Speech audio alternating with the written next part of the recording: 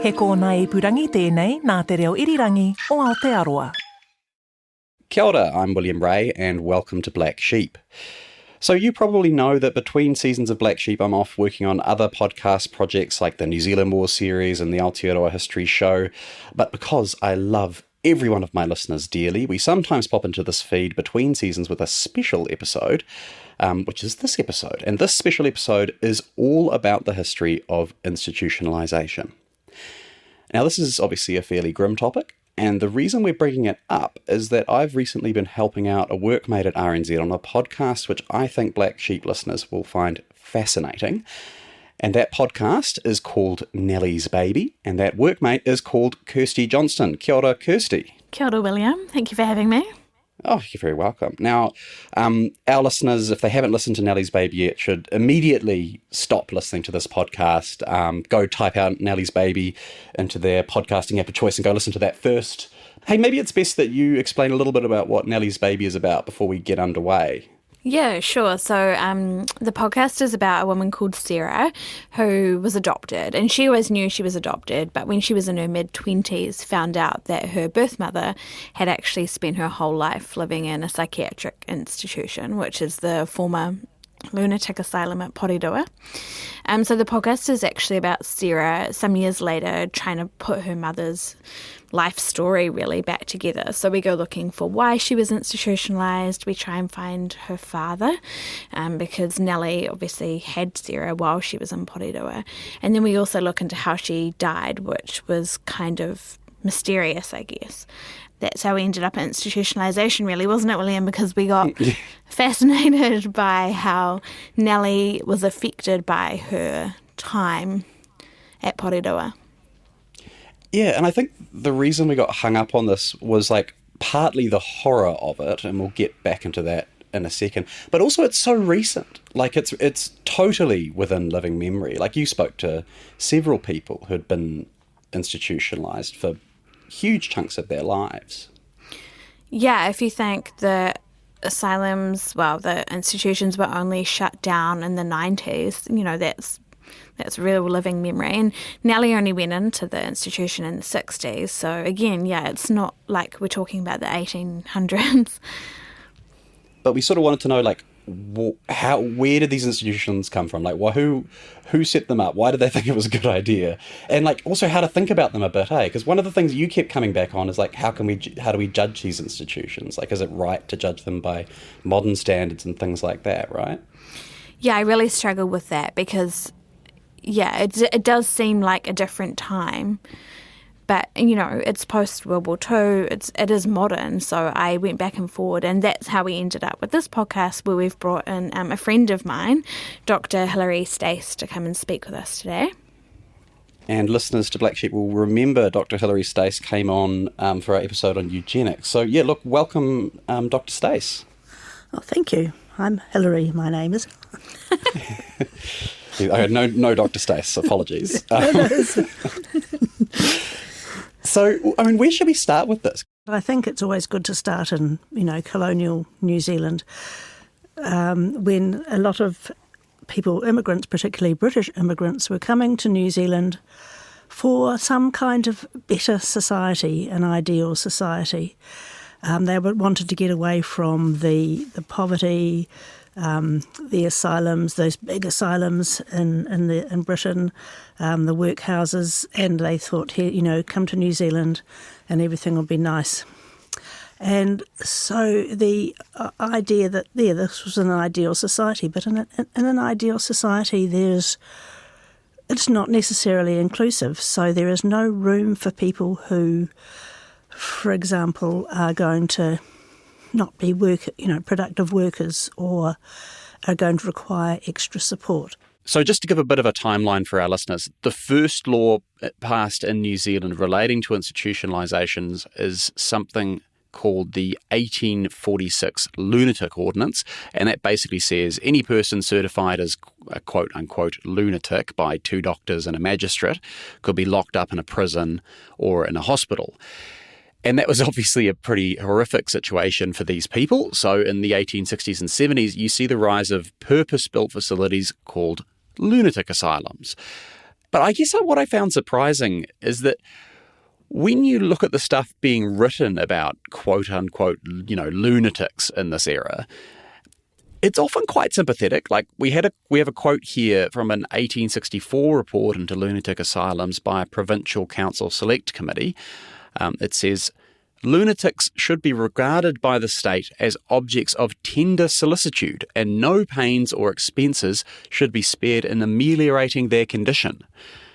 They, meaning the committee, wholly condemn their being treated as paupers or prisoners. So I guess the question is, how do we get from that sort of thing to the more, I guess, eugenic attitudes of the early 20th century? Once we had the 1877 Education Act, the more we had testing, the more we had those sort of ways to judge people and their abilities, the more there was found that there were people who weren't meeting some ideal standards of what should be expected from people. And so as well as that, there was Darwin's theories of evolution were being turned into what's called social Darwinism, whereby there was a morality thing put on top of it. So if people had some impairments or any sign of things like alcoholism or something like that, it was considered that it was some kind of defect. And it was also morally a moral risk to the rest of the population. And by the 1903, a very prominent Wellington doctor and politician put out a little booklet called The Fertility of the Unfit. And in that he actually advocated for sterilisation of various groups of people who he saw as undesirable for this new society. Well, the society was developing, but he saw them as problematic groups. I've just got this pamphlet in front of me, and it's several hundred pages long. Actually, it's quite detailed. Yeah. But right at the end, he gives us sort of like TLDR in sort of 12 points, which is, I'll just run through it. So what he says, the birth rate is rapidly and persistently declining. The food rate is persistently increasing. The declining fertility is not uniform through all classes. The fertility of the best is rapidly declining. The fertility of the worst is undisturbed. The policy of the state is inimical to the fertility of its best and fosters the fertility of its worst citizens. The infertility of the best stock is due to voluntary curtailment of the family through sexual self-restraint, which I get is that morality thing you're talking about, because he says no such factor does or can obtain as a check to the fertility of the unfit. And basically goes on to say that, all these different methods need to be tried, including, what does he say there? Tuboligature, which I'm presuming is sterilisation of women. It is. Yeah. Yes. Yeah, so here we have a group of very privileged white people deciding what groups should and shouldn't be allowed to actually breed. Those ideas develop and we get a eugenics education society with some quite wide influential membership. In about 1910, Truby King sets up Plunkett. He thinks people, you can improve the quality of people by, 4-hour feeding or better nutrition, or mainly educating mothers how to be better mothers. So there's all these ideas like that. But at the same time, and there's this whole worldwide idea of different values of different groups. And in New Zealand, this comes in 1911, what is called the Mental Defectives Act, which sets out to label different types of defect. And they, it's all merged. It's all mental health, physical, all those things sort of merge into one sort of idea of defect. But they do categorise them in various ways, like imbecile and idiot. And each of those, there's 6 categories, including epileptic. And each of those categories that means this is the particular way those people should be controlled and surveilled by the state, because there is a risk that their unfitness, their defectiveness will pollute these, the better quality of people who, as you just read out, they are the ones whose birth rate is theoretically declining. And there was also this assumption that the people who had defects were more fertile. So unless you constrained all these things, there would be more of these defective people sort of taking over. And when we talk about fertility, we're not talking about infertility, IVF, the way we talk about today. We're talking about just people having more sex, basically. Yeah, yes, and also, so all that morality around sex is also part of it. So there's a lot of sort of talk about promiscuous girls and defective men who are predatory. It's all those assumptions going on in the background. So, yes, there's ideas of where you send these people. And so residential schools for those they think are educable, and then other institutions are starting to grow for those that really just need to be locked away. So there's some sort of segregation going on in that. And then in the 1920s, there's two commissions of inquiry, and one is about sort of that venereal disease thing, which mainly blames these terrible women, very, very misogynist. But the chair of that then goes on to do the next one, which is really important, which is a commission, and it looks at mental defect and links defectiveness and morality. And that leads to the 1928 Mental Defectives Amendment Act, in which they really sought legal sterilisation of certain groups. The sterilisation doesn't get through it, though it was happening in various other countries, such as the US.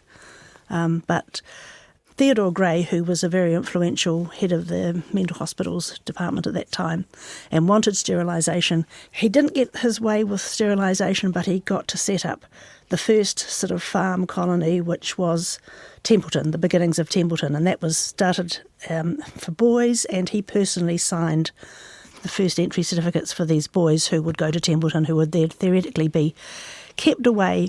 The idea of institutions was, firstly, you got them out of society so they stopped being a risk to, particularly for reproduction and taking over these bad genes, taking over the good white population. They would be totally contained for their lives. And Templeton didn't finally close until 2000. So, there's a lot of stuff happened there. And the Royal Commission on Abuse and Care, which has been meeting since 2018, has a lot of stories about incredible abuse in Templeton. So Templeton at the height had hundreds of people, hundreds of young people, and then they never left. So those that survived into adulthood, and that pattern was repeated around the country. There were little sort of units in some hospitals. There were the big institutions like Lake Alice, which was founded in 1950, but has terrible, terrible history. Didn't close till 1990s. Still, so many stories of abuse and exclusion and horrible lives that so many people. So, Hilary, if I'm right, the difference between the psychiatric hospitals and the psychopedic ones, that psychopedic was more oriented towards people with intellectual disability, is that right? Well, psychopedic was for children, more for children, but there really weren't those distinctions early on. So, when Porirua was first started in the, late 1900s, and it rapidly became a huge institution and a big, a huge farm. So it could look after all its, everybody worked as a farm. It was just this big, huge industrial sort of complex, which happened to also have several hundred people. But some of them went in, some of them were disabled babies, say Down syndrome.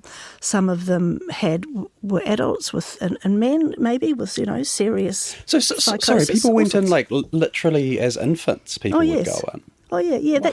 And there was this, because of the fear of children and particularly sort of adults and children to reproduce, children were quite a risk because they could grow up and then they could, because they obviously had some defect, they were obviously going to grow up and pollute the population. I mean, there were people fighting against big institutions because, if you had a disabled child, like a child with Downs, you didn't automatically want somebody to take it away and say, oh, it'll be for the best, go away and forget about it, and we'll take this child and you may never hear about it again. I mean, parents didn't want that. They wanted community support. They wanted schools. They wanted futures for their kids. I mean, I've got an adult son with autism, and I mean, I wouldn't want anybody to take him away. I mean, and this is a really important point, right? Because I think, like Kirsty was saying, there's a sort of, you worry about pushing our modern morality back into time, and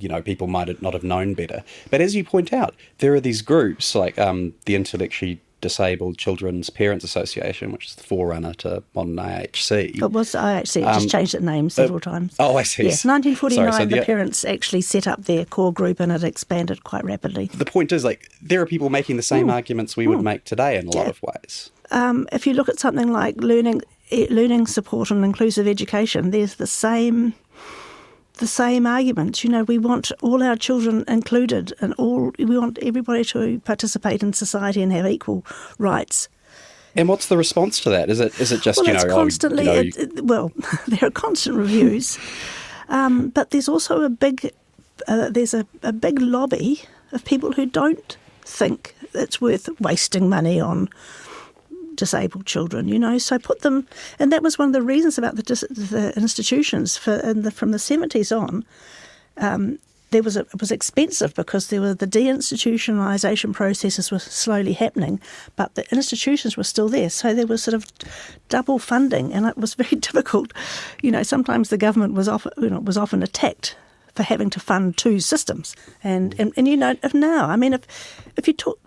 In fact, I was just reading somewhere just the other day, somebody was saying, we should bring back, I know it was Trump saying, they were talking about mental health in one of those debates, and he said, we should bring back those big institutions. That was a good system, and people were kept safe. What he's saying is they were kept away, We heard an echo of that. Kirsty and I listened to this documentary, which was done interviewing these former nurses at Porirua.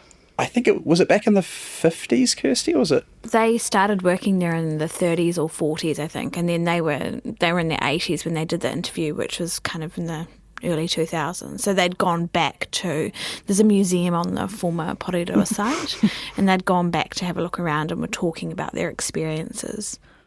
Look in, you wouldn't see a soul in here, and you'd have to come and feel all round in the straw, and they'd be as warm as toast, stark naked, because they wouldn't keep a canvas gown on. And I remember saying to somebody once, isn't it disgusting that these people are lying under straw? And this bloke, it was one of the doctors, what are you going on about? He said, a horse lies under straw and it's as warm as toast. And I thought, how right he is. Again, when you talk about, hierarchies, the medical hierarchy has been particularly strong and very, very hard to challenge. So other things, many staff members now say, look, I couldn't challenge, or I didn't know how to, or nobody would believe me. So it was very, very hard for, a nurse to challenge a doctor. And also the doctors almost always thought they were doing cutting-edge science. Every administrator would come in and do something different. So when they had lobotomies, which were only used for a very few years, and there's statistics about how many were done in New Zealand, this was the latest fashion, and there are a few particularly skilled surgeons who did it and trained, so, and this is all going to be for the best. We've got actually another clip which illustrates that, I think, perfectly, talking about electric shock therapy. When we came to work, we were all very toey, because this was new altogether, and he was going to put some electrodes on, and the patient was going to go off into a seizure, come out of it again, we hoped, However, it all went well. The whole thing went well. And the patient, 2 days later, talked to us as if she'd been there all her life, quite sensibly. She went home in a week. So as you heard there, ECT, electric shock therapy, genuinely it did cure some people, and it's still used today under anaesthetic as a treatment for things like catatonia, depression and bipolar disorder. But what these nurses obviously don't mention is what we know now, which is that ECT was also extensively used in ways which were completely inappropriate, and including as a punishment. ECT was used as a punishment for a lot of people and unanaesthetised. But again, it was seen as a way to some people would probably think they were doing the best, would calm them down and everything else. For others, it was to keep order. So if you've got a big institution with a busy ward and not many staff, anything, including psychotic drugs or ECT or any of those things, which would keep things calmer, were seen as really good. But if you hear some of the testimony from, say, the Lake Alice, the boys who were in the adolescent unit in Lake Alice in the 1970s, 50 years later, that trauma and the damage is as fresh as if they just had it. Yeah, because when we were looking into Nellie's story, she and some of the other people we talked to from Porirua were terrified of shock treatment. Like in her later years, she went to court. Her sister had to go to court to get like a guardianship order for her, and Nellie thought that they were going to get permission to shock her again. And in the notes you can see how frightened she is by that prospect. And then, I think what William and I struggled with was like the differing experiences, like you're saying, of staff and the doctors and the nurses versus the patients. Like they are so far apart in their experiences that it made it really hard to pick through. Pick through them. If you, if you have the whole ethos that there's a group that's dehumanised, and if like the Kimberley kids, and it's quite often have stories from nurses that, to wash them all, they had group washing, group, toileting, but you just put the fire hose on them, all of the whole room full of people. Because they're not like us, right? They're not the like whole us. thing. And They're even different. though some nurses didn't like doing that and they thought it was wrong because they were told to do it, but also they're not like us. This is the way they're different. They're lesser humans. And when you ever get to a situation where somebody can say these are lesser humans, that justifies us all sorts of terrible things. And so that, if anybody ever hints that there are different groups of humans with different value, that's, I think, is a red flag. And you can see it in all sorts of contexts, even now. And just in case people think we're exaggerating here, like Kirsty, you came across a quote, I think it was from a doctor who was sort of pointing to like a gash that a patient had got, and was sort of going, well, look, for you and me, that would hurt a lot. But for one of these, insane people, they barely feel that. Yeah, they don't hurt like us. Yes. Yeah. And what we haven't mentioned again, is that the disproportionate numbers of Māori were being institutionalised from children and adults. And there also was that theory, well, they're brown people, so they don't feel pain, which is very, very common. They are lesser, intellectually lesser than us white people. So there are all those assumptions still, if not overt, still simmering right throughout the century and probably still now. So, Hilary, you've obviously been paying quite a lot of attention as well to the Royal Commission, like the evidence that's been heard there. And I've read through a lot of it as well. And what do you think so far it tells us about the experiences of people in these institutions? I mean, I've got a Janet Frame quote here. So Janet Frame was an author, and she was in Seacliff, I think, in Dunedin. And she said there was a personal, geographical, even linguistic exclusiveness in this community of the insane, who yet had no legal or personal external identity, no clothes of their own to wear, no handbags, no purses, no possessions, but a temporary bed to sleep in with a locker beside it and a room to sit in and stare, called a day room. Many patients confined in other wards of Seacliff had no name, only a nickname, no past, no future, only an imprisoned now. That would apply to so many institutions. And Sir Robert Martin has he was in, he experienced Kimberley, abusive foster care, Campbell Park, various other places. And his is the same.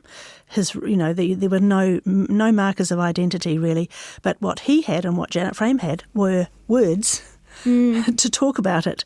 Most people didn't have words or an opportunity of any way of communicating any of this. And so now we have survivors of places like Templeton who are, elderly men mainly living in residential care who still can't tell their story to the Royal Commission because they don't have the spoken words, they don't have the ways to engage. And also, if you've been in a place since you were 3 and you're now 65, you're not going to know that what happened to you was a bad thing. I mean, it's just normal. Robert Martin talks about he had no understanding. He hadn't heard of the All Blacks, So all the 60s music, so they were just deprived of so much and seen as so much, as more animals really. Yeah, I think what shocked me about that Janet Frame quote and what we found with Nellie's story wasn't the overt abuse. It wasn't like beatings or shock treatment. It was kind of the mundane quality to their lives. Like they had nothing, they had no identity, they had no activities to do. A few of them had jobs possibly, but it just seemed like they were left to kind of just rot in these places. And I think that's what I found most confronting. And do you think that was kind of a universal Yeah, I think some of those bigger places like Porirua, they were working farms, so some people did have those sort of jobs on the farm. I mean, no payment or anything, but, they did have roles. But most of the time, for most of the last century, the idea was just containment. There wasn't anything therapeutic. It was all about containment and segregation, and it didn't matter that there was nothing to do because they weren't, weren't expected to live long, and most of them didn't. And then, of course, the families because they didn't live with families. If occasionally they did go home for a visit, people were scared of them, because they didn't know how to behave in society. They didn't know they had this big label, defective or mad or something. There is a real fear of the insane, isn't Yes. there? I mean, I'm using the term the insane extremely broadly there, but like the way people would have understood, and still do, the insanity. Yeah, they're scarily different, and I think there's still, we still haven't quite got that that understanding. And what's your take, Hilary? Because, William, do we have that quote somewhere about institutionalisation and how it kind of spirals, like how going into these institutions, if you're young in particular, and being exposed to behaviour kind of worsens things? Do we have that one? Yeah, so this is a quote you got from talking to Richard Medlicott, who was actually Nellie's GP. Yeah, that's right. And was the GP at Elizabeth Memorial, which is a psychogeriatric hospital where a lot of people in institutions ended up after the institutions were closed. In the bad old days, I mean, people were often kind of admitted to these long-term mental health hospitals for fairly innocuous stuff.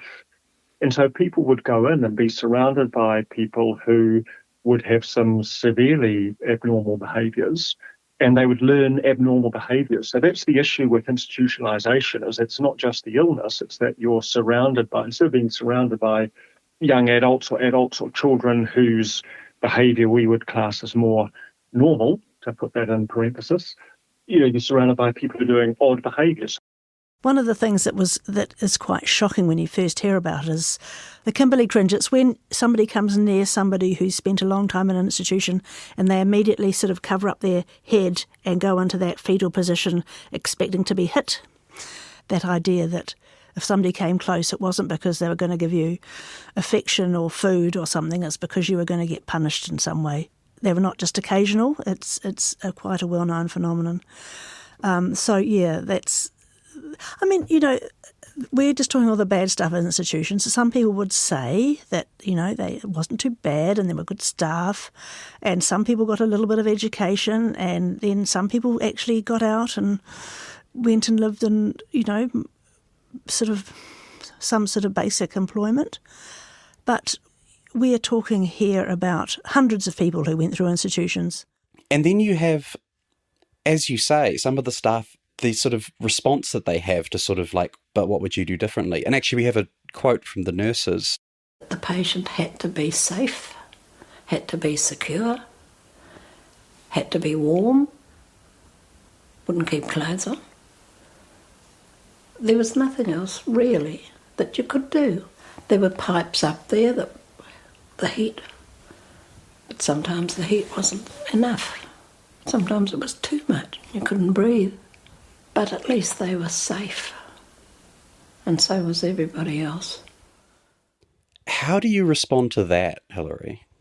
The idea about safety is always used to justify some extreme restraint or seclusion, but actually it's not a long-term solution. It only causes more trauma, whereas there are other ways, and it's complicated, but it can be done, and there are dozens of New Zealand young people and adults with high needs living in the community with well-trained carers now. I mean, that's another issue. It's problematic, and the workforce is maybe not as many people available to do that sort of work, but it can be done. I mean, could it have been done back then? Because these nurses are talking about the sort of when they were working there in the 30s and 40s and 50s, which is before the invention of modern antipsychotic drugs and before a lot of understanding about how talk therapy can help. Was there another option even back then? The idea of rights for particularly individual groups, didn't really start until the 60s, and that was international, racism, feminism, all that, and disability rights came with that. So if you talk about rights, you're talking a different conversation than about defect and difference. In those days, you didn't talk about rights. And also, there was a lot more fear. People had fewer options and less understanding of human development. I mean, they're all relatively recent. Like social work, the idea of social work only started in the 50s. The idea that children with autism could be educated was really new in the 1960s. These are all relatively recent concepts which are constantly evolving. When you put into it the people who were employed in some of these places, who were often a person who has just been discharged from the army with PTSD, it's not a good mix. And I think that's where some of the problems arose. There wasn't the training, there wasn't the understanding. The First and Second World War, but the Second World War particularly, cast a long shadow over the 50s and 60s and all that. I think, that whole fear. There were these other groups we didn't know how to deal with them, like juvenile delinquents. That's why we set up the Eperney Boys Home, to deal with those delinquents in Nainai, There were I would say there's a lot of good intentions and a lot of people who are in the system, and there's often stories about, there was one particular staff member who did take us out and we did do this, and if they were on, we knew we'd be well looked after. But it was that once you get an institution, bullying of any kind is almost impossible to avoid. And actually, one point Dr. Olive Webb made at the Royal Commission, which really stuck with me, actually, we've got this clip. Hand on heart, I have not seen an individual staff person being cruel, but the systems in which everybody lived and worked were terribly cruel, because you had one group of people who had the power of life and death and daily activity and every single piece of power that you could wish to have, completely dominating another group who had absolutely no power at all. They didn't decide what they ate, what they wore, where they went, or anything. They were required to be obedient. And Dr. Webb, we should say, worked at some of these institutions and played quite a big role in the deinstitutionalisation movement. The last institution to close, the big one, was Kimberley. It didn't close till 2006. And there was huge opposition from the parents and family members group because, again, they thought they were safe there. And it took a march on Parliament led by Robert Martin, who had this lived experience of it, and he led a march to Parliament. And finally that was closed. But Ruth Dyson is particularly, she was the minister at the time, but it was a very careful job because there was this fear, and there was also some not very good stories of the deinstitutionalisation process from the 70s. To get the good new accommodation in the new houses and get up the proper care and support and get the acceptance from their new communities, all those things were slow and quite tricky to do. And sometimes it was the parents who opposed them the most. So, I don't think many of them would still oppose the closure of the institutions, but it was hard for everybody, and that whole idea of, safety was very, important to many, and they were safe somewhere, locked up. Yeah, we heard a bit of that in Nellie's story, didn't we, William, about how when Porirua was closed, which kind of happened over quite a long time frame. It's not like, I think sometimes you think of it and you think they've just opened one day and shut the next. It was probably like 20 years. But when Nellie finally had to leave, somebody, I think it was a social worker, suggested a placement for her, and it wasn't until a nurse intervened and said, no, she needs 24-hour care, that they were able to find her somewhere suitable, because otherwise she might have just ended up in like a halfway house, and that really wouldn't have been safe in her case. No, I think that was quite a common story too, that the deinstitutionalised process was probably not as carefully done as it should have been done. And I think because it came at the same time as like other competing priorities, right? Like there was fiscal savings. This is the same time as like the oil shocks, and then you have the fourth Labour government coming in. But also there was the neoliberalism of the 90s. A lot of organisations either lost their funding or had a very hard time competing for funding. Disability support went from social welfare to health, with very tight eligibility requirements. So there were a whole lot of other things happening that made that, particularly the 90s, I think, a particularly hard time. One thing I wanted to ask about is the sort of continuing fear of institutions, because I don't want to breach privacy here, so I've got to be tricky how I word this, but I know of someone who has never been institutionalised, has never been diagnosed with any kind of disability of any kind, but clearly has some psychological problems. And I think a big part of why that's never happened is because they are terrified of ending up in an institution. That struck me as just one of the really insidious, long-lasting implications of institutionalisation. Yeah, that idea of asylum is actually a really valid idea. There are times when people need asylum. They need a peaceful space where they can get well or something, have a little space away from the difficult world. But we've lost that whole idea of asylum, of quiet, that quiet place where people have time and nurturing to get over whatever it is, the crisis in their life. It's funny because it actually sounds more like the sort of 19th century ideas of like health spas. I know were really popular for a while. But like going to the seaside for your consumption. Yeah. Yeah. Is that almost what we need to go back to? These sort of like boarding house type things, sort of where people just sort of check themselves in for a temporary period. Well, for some people, it depends on what their individual circumstances is, but that might be something. And I think that has been suggested and even trialled in by some mental health NGOs. But they're houses, they're community houses with caring people who will just take care of people who are in some kind of distress.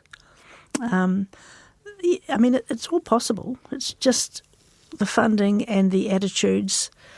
It really, listen to the people who have the lived experience of institutions, and you get ideas of what could be better. So the people like Robert Martin are very valuable.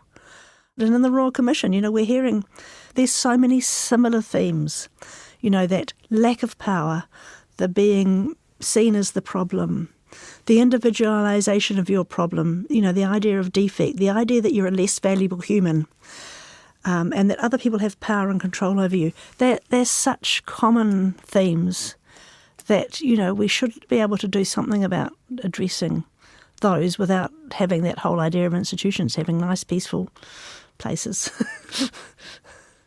Kirsty, is there anything else you want to ask just in our last couple of minutes here? No, I think we've done really well. Thank you, Hilary. You're, as always, the font of all knowledge. Well, I don't know. I haven't got lived experience. I'm only an observer and a learner. We really appreciate your time.